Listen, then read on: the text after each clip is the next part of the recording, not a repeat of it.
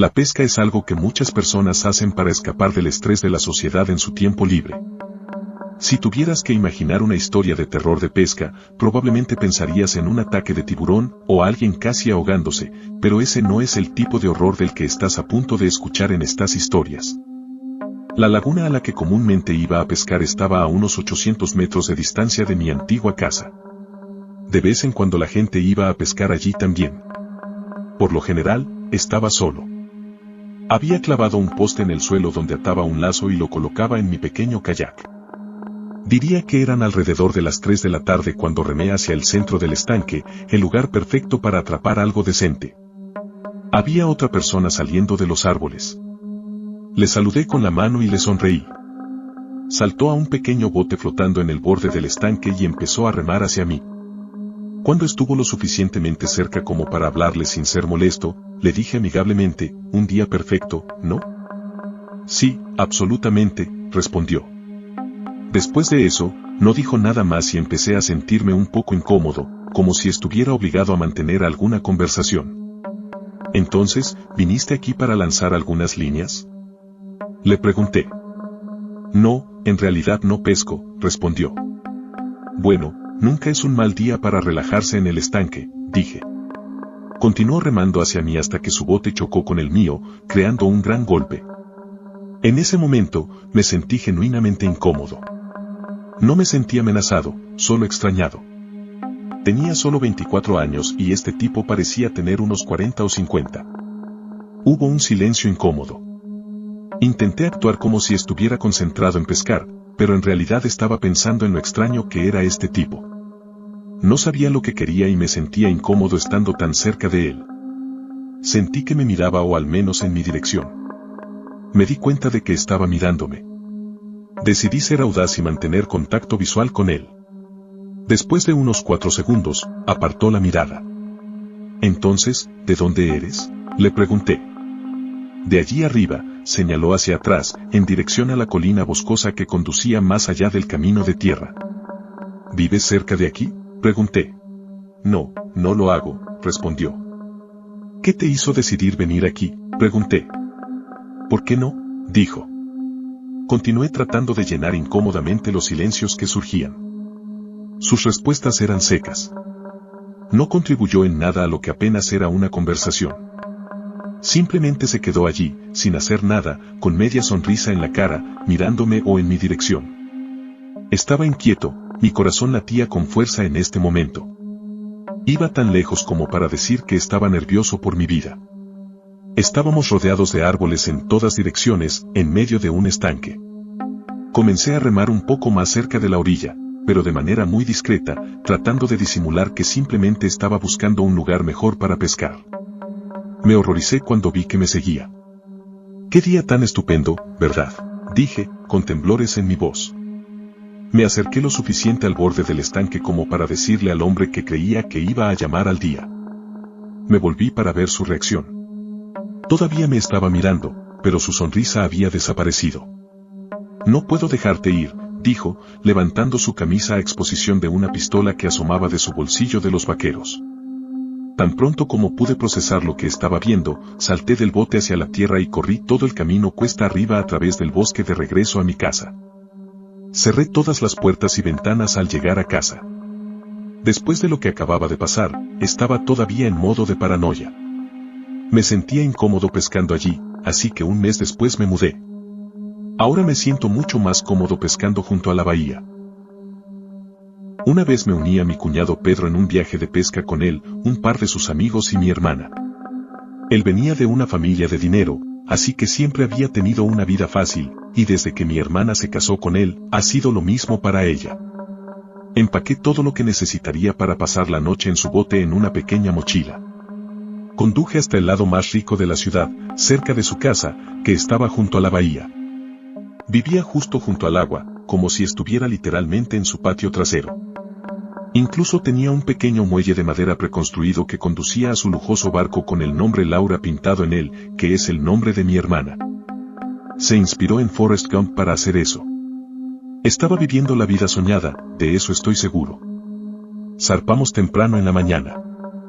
Él había empacado toneladas de comida y bocadillos, mucha carne de hamburguesa porque, sin sorpresas, habían instalado la barbacoa en el barco. Siempre tenían que tener todo lo que costaba dinero, y siempre ha sido exasperante, para ser honesto. Unas pocas horas en el viaje, ni siquiera fue tan divertido como pensaba que sería. Solo se había capturado un bagre grande, y eso, por supuesto, fue por Pedro. Todos estaban emborrachándose mucho. Intenté persuadir a mi hermana para que me dejara beber, pero seguía regañándome diciendo que no, ya que solo tenía 17 años en ese momento. Siempre fue una aguafiestas regañona, y en ese momento me preguntaba por qué incluso accedía a ir con ellos. La única parte del viaje que estaba disfrutando era poder relajarme y broncearme en la cubierta trasera de su barco innecesariamente grande. El cielo empezó a volverse un hermoso naranja mientras el sol comenzaba a ponerse. Pedro puso las hamburguesas en la parrilla, lo cual me pareció extraño. Ya habían sido atrapados 3 peces en ese momento, que habrían sido una cena más apropiada y perfecta. Pero definitivamente preferiría hamburguesas sobre pescado, así que no me quejé. Cuando terminamos de comer, ya era de noche. Había algo tranquilizador pero inquietante en estar en medio del océano por la noche. Es casi como estar en el espacio, nada a tu alrededor hasta donde alcanza la vista, y sin tu embarcación, estarías tan bueno como muerto. Todos estaban borrachos, eufóricos y drogados en este momento, poniendo música a todo volumen y gritando y riendo. Eventualmente me invitaron a jugar a las cartas con ellos adentro, así que lo hice. De todos modos, no tenía nada más que hacer. Había una cerveza extra en el mostrador junto al pequeño bar, así que simplemente la agarré. Ya había pasado el punto en el que me importaba, y mi hermana no estaba en estado mental para seguir regañándome. Después de 3 cervezas, finalmente pude relajarme y disfrutar con un buen subidón. Tuve que bajar bastante la música antes porque ni siquiera podía escucharme hablar. Pedro y sus amigos estaban completamente borrachos en este momento. Mi hermana estaba más borracha de lo que la había visto nunca, pero no estaba tan mal como ellos. Estaba bien, aunque todos eran adultos tratando de pasarlo bien, seguros y aislados en un bote en aguas tranquilas, lejos de cualquier tierra donde pudieran causarle daño a alguien. Pero las cosas tomaron un giro horrible e inesperado. Sobre la música, ahora mucho más baja, yo y uno de los amigos de Pedro notamos un ruido viniendo de afuera. Apagué la música por completo. Había el sonido de 2 hombres pidiendo ayuda desde afuera. Todos corrimos afuera, o al menos yo corrí hacia el costado del bote. Allí, sobre la barandilla, había un bote mucho más pequeño con 2 hombres indios mirándonos. Les pregunté cuál era el problema. Uno de ellos nos dijo que se habían quedado sin comida y gasolina y necesitaban ayuda. Miré a todos los demás. No me sentía muy bien con esta situación, pero todos los demás ni siquiera estaban cerca de un estado mental correcto para tomar decisiones importantes. Sentí que tenía la carga de decidir qué hacer.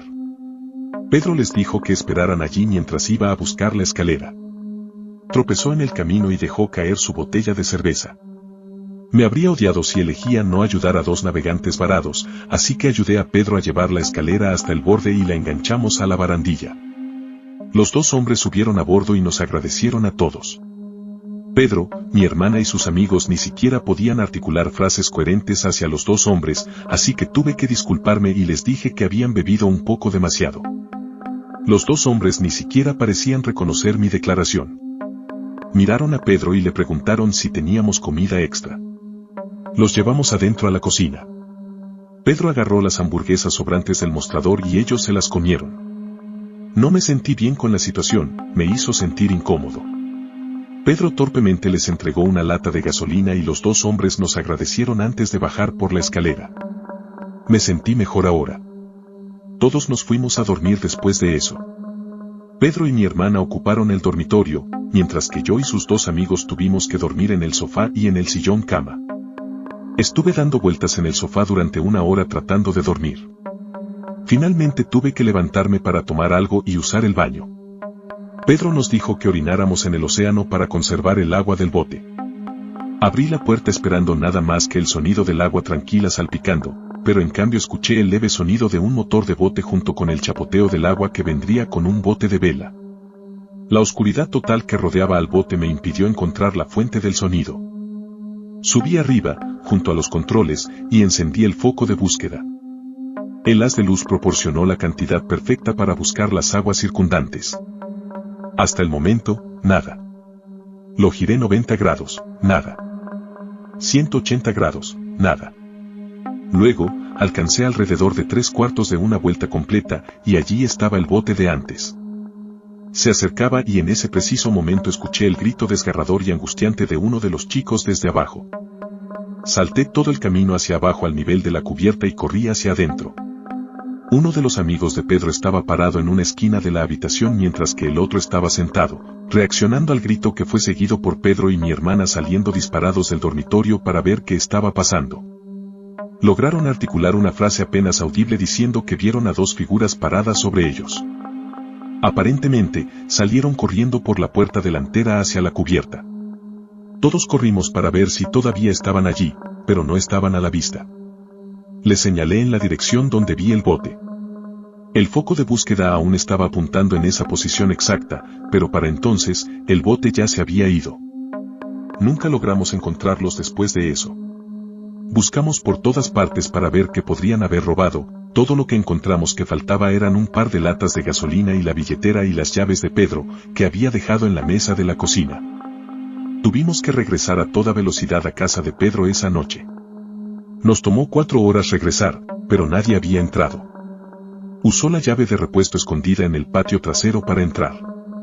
Pedro y mi hermana cambiaron la cerradura al día siguiente. La parte aterradora fue hace unas semanas, cuando sus sistemas de cámaras captaron a 2 hombres sospechosos con capuchas acercándose a su puerta principal e intentando desbloquearla, pero sin éxito. Luego corrieron rápidamente.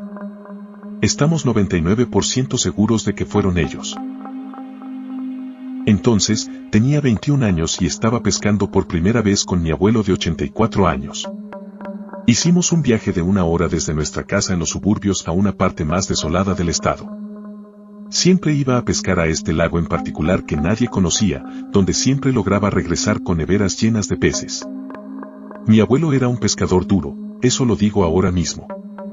Ni siquiera sabía que había diferentes términos para los pasos de la pesca. Él me estaba lanzando términos que no entendía a cada paso, incluso durante el viaje en coche, que finalmente terminó cuando nos desviamos de la tranquila carretera principal y bajamos unos 3 kilómetros de senderos de tierra. Aparcó su camioneta en el lado del sendero y desde allí arrastramos el pequeño bote a través de un denso bosque. A los 84 años, mi abuelo no era ningún débil.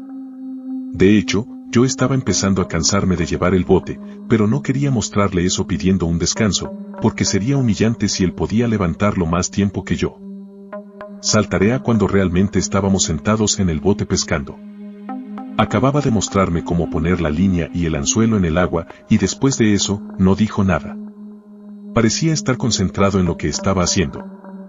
Me giré para hacerle una pregunta, pero parecía estar inclinado, concentrándose en algo en el agua. No respondió a mi pregunta, así que simplemente volví a concentrarme en el agua. Me giré unos 20 segundos después por curiosidad, y ahora estaba aún más inclinado. Pensé que algo estaba mal. Puse mi mano en su hombro y fue entonces cuando escuché sonidos de chapoteo. Mi abuelo parecía empujar algo de vuelta al agua y luego gritó a todo pulmón que remara lo más rápido posible en la dirección de donde veníamos. Mi corazón estaba latiendo con fuerza. No sabía qué había pasado, pero sabía que era algo malo. Tan pronto como el bote tocó tierra, mi abuelo se movió tan rápido como pudo fuera del bote y de vuelta a la camioneta. Dejamos el bote y el equipo atrás. Cuando llegamos a la camioneta, pisó el acelerador por los senderos, mientras yo le gritaba que me respondiera, que me dijera qué había pasado. Parecía tener que recoger sus pensamientos antes de finalmente, 10 minutos después de empezar a conducir, decir, estaba mirando hacia abajo en el agua. Sabía que vi algo. Se acercaba a la superficie. Se hizo más claro a medida que se acercaba, y podía jurar que vi lo que parecía ser una cara. Y luego se acercó aún más, y mientras me inclinaba para ver mejor, me agarró. Eso fue lo máximo que pude sacarle, hasta unas semanas después cuando intentó describir lo que vio. Y por la descripción que dio, recuerdo que sonaba casi como si estuviera describiendo un rostro humano. Quizás recuerdo mejor su única frase, todo lo que sé es que no era ningún pez.